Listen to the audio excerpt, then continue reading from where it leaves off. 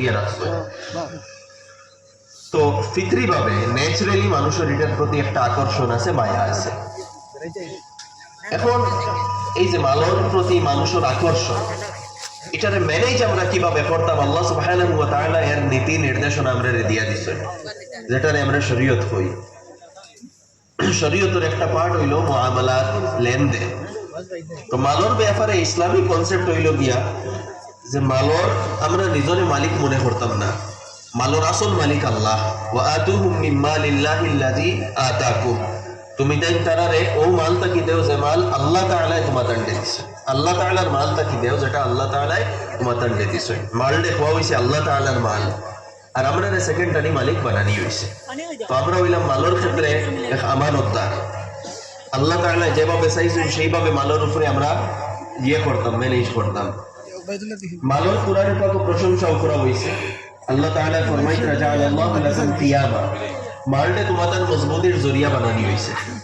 আর সেই সাথে মালের ব্যাপারে উম্মতের সচেতন করা হয়েছে, ইন্নামা আমওয়ালুকুম ওয়া আওলাদুকুম ফিতনা, তোমাদের মাল এবং তোমাদের আওলাদ হইলা তোমাদের পরীক্ষার বস্তু। মাল দ্বারা তোমাদের পরীক্ষা করা হইব। কিভাবে পরীক্ষা? মাল তুমি সৎ উপায় উপার্জন করডায়নি না অসৎ উপায় উপার্জন করডায়, আর মাল তুমি সঠিক জায়গায় খরচ রায়নি না ভুল পন্থায় তুমি মাল খরচ রায়, ওটা হইল মালের ব্যাপারে পরীক্ষা। এখন মালের এই পরীক্ষার মধ্যে আমরা উত্তীর্ণ কিভাবে হইতাম, এই ব্যাপারে দুইটা বুনিয়াদী নীতি আমরা দেওয়া হয়েছে। প্রথম কথা হইল যে মালের প্রতি আমরা লোভ থাকতো না। আমি একটু আগে কইছি মালের আকর্ষণ দিল রাখা হয়েছে। এখন এই আকর্ষণকে ম্যানেজ করা লাগবে। ম্যানেজ কিভাবে করতাম? মালের প্রতি লোভ রইত না। আল্লাহ রাসূল আলাইহিস সালাতু ওয়াস সালামে ফরমাইছেন যে মাল মানুষে লোভ, যদি মানুষে মাল লোভর দ্বারা অর্জন করে সেই মালের মধ্যে বরকত দেওয়া হইতো না। আর লোভ ছাড়া যদি মাল অর্জন করে এটার মধ্যে বরকত দেওয়া হইব। তো প্রথম রুল হইল গিয়া মালের ব্যাপারে মালের প্রতি লোভ রইত না। যদি লোভ থাকে মালও বরকত আইতো না। তো প্রথম রুল লোভ থাকতো না। আর যেহেতু মালের প্রতি লোভ থাকতো না, তো মাল হালাল হারাম তরিকায় উপার্জন হইতো না। কারণ যে মানুষের দিল মালের প্রতি লোভ থাকবো, সে হারাম তরিকায় মাল উপার্জন করার যাইব। তো মালের প্রতি লোভ রইতো না এবং হারাম তরিকায় মাল উপার্জন করার আমরা যাইতাম না। তো এই দুইটা মালের ব্যাপারে গুরুত্বপূর্ণ রুল। তো আমি কোরআনে পাক একটা আয়াতে কারিমা তিলাওয়াত করলাম। আল্লাহ সুবহানাহু ওয়া তাআলা ফরমাইতরা ওয়া আহাল্লাল্লাহুল বাইআ ওয়া হারামার রিবা, আল্লাহ তাআলা লেনদেন বেচাকিনা এটারে হালাল করছেন এবং সুদরে হারাম করছেন। দেখুন দুইটা দ্বারা মালটে বাড়ানি হয়। তো আল্লাহ তাআলা মাল বাড়ানির একটা পন্থারে হারাম করছেন, এটা হইল সুদ। সেটা হারাম করছেন, আমি সেই দিকে আলোচনা করা যাইতাম না, লম্বা হয়ে যাইব। ওইটা হইল জুলমের উপরে ভিত্তি করিয়া আল্লাহ তাআলা বেচা কিনা এটারে হালাল ঘোষণা করছেন। অর্থাৎ আপনার মাল উপার্জনের রাস্তা এটা বেচা কিনার ভিত্তিতে হইতো। বেচা কিনার বিভিন্ন শর্তাবলী আছে। তো সুদরে আল্লাহ সুবহানাহু ওয়া তাআলা হারাম ঘোষণা করছেন। সুদটা কি আমরা বাঁচিতাম? সুদের বিভিন্ন পদ্ধতি হল আমরা সমাজে প্রচলিত আছে।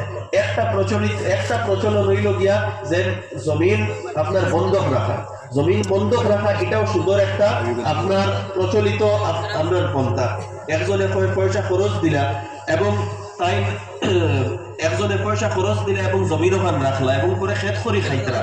আল্লাহ রাসূল আলাইহিস সালাতু ওয়াস সালামে ফরমাইছেন কুল্লু কারদিন জাররা নাফআন ফাহুয়া রিবা, প্রত্যেক খরচ যার দ্বারা আপনি কোনো ফায়দা উপার্জন করবা এটা সুদ হই যাইব, আপনি ফায়দা উপার্জন করতে পারতে নাই।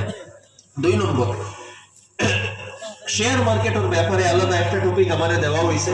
শেয়ার মার্কেট এখানে লম্বা আলোচনা করা যাইতো না। যারা শেয়ার মার্কেট এই সম্পর্কে জানোই বা অবগত আছে, এবং স্টক মার্কেটও ইনভেস্ট করার কিছু রুল আছে। আপনার স্টক মার্কেটও ইনভেস্ট করতে সময় কিছু আপনার নীতি হইল কি এখানে জুয়া হইতো না, স্পেকুলেশন হইতো না, বা জুয়া টাইপের যে সুরত এগুলা হইতো না। তো এর লাগে উলামা একরামে অপশন ট্রেডিং টোটালি হারাম করছেন, ফিউচার হারাম করছেন, ইন্ট্রাডে হারাম ঘোষণা করছেন, শর্ট সেলিং হারাম ঘোষণা করছেন। আমরা বিগত দিনও দেখছি অনেক মানুষে পয়সার লোভে কিছু সংখ্যক মানুষেরা তো পয়সা দিয়া ট্রেডিং প্রতারণার শিকার হয়েছেন। সোশ্যাল মিডিয়ার মধ্যে, পেপারের মধ্যে আমরা দেখছি। এই প্রতারণার শিকার কোন কারণে মানুষ হইলা? 2টা কারণে। প্রথম কারণ হইল মানুষের লোভ। আমি আগেও কইছিলাম মানব প্রতি যদি লোভ থাকে তাহলে মানব বরকত হইতো না।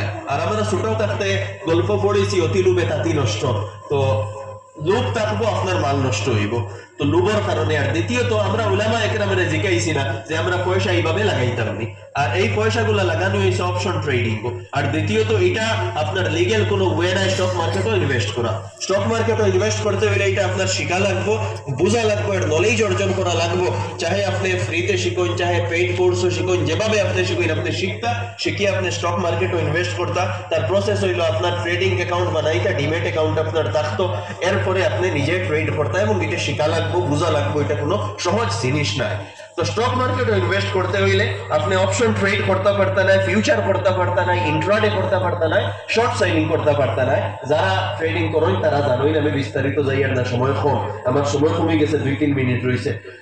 এরপরে একমাত্র আপনি লাগাইতে পারবা ইকুইটি ডেলিভারি অপশন আপনি লাগাইতে পারবা, ইকুইটি ডেলিভারির মধ্যে লাগাইতে পারবা, এছাড়া লাগাইতে পারতা না।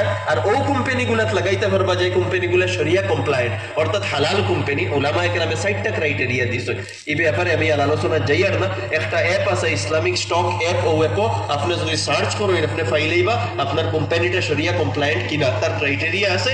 এগুলা লম্বা ডিসকাশন এখানে আলোচনা করা যাইতো না। তো স্টক মার্কেটে ইনভেস্ট করতে হইলে এই শর্ট আমি সংক্ষেপে আমি কিছু রুলস বর্ণনা করলাম। বিস্তারিত জানবার হইলে আমার লগে ব্যক্তিগত যোগাযোগ করতে পারবা, ওলামায়ে কেরামরে জিজ্ঞাইতে পারবা। দ্বিতীয় আরো একটা কথা আমার এইখানে পাওয়া হয়েছে, যুব সমাজের দায়িত্ব। এটাও লম্বা টপিক, আমি সেই দিকে যাইতাম না। আল্লাহ রাসূল আলাইহিস সালাতু ওয়াস সালামে ফরমাইছেন, নুসিরতু বিশ-শাবাব, আমারে শাবাব অর্থাৎ যুবক দ্বারা সাহায্য করা হয়েছে। অর্থাৎ আল্লাহ রাসূল আলাইহিস সালাতু ওয়াস সালামে যে দিনের মেহনত যেটা করছেন, এটা কার মাধ্যমে করছেন? যুবকগুলোর মাধ্যমে।